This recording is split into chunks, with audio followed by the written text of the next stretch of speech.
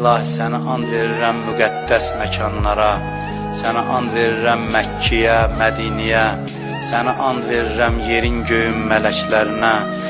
İlahi, bu əllər ki dərgahla uzanıb, əli boşna ümid qaytarma, amin deyən dilləri lal öldürmə, bağışlamamış bizi bu dünyadan aparma, ömrümüzün axırıncı son saatını ömrümüzün ən mübarək saatı qərar ver. İmam Hüseyin əleyhissalamı son anımızda başımızın üstündə hazır elə, tezliklə Kərbəlanın ziyarətin bütün arzusunda olanlara bizə nəsib elə. Qiyamətdə İmam Hüseynin şəfaətindən bizi binəsib eləmə.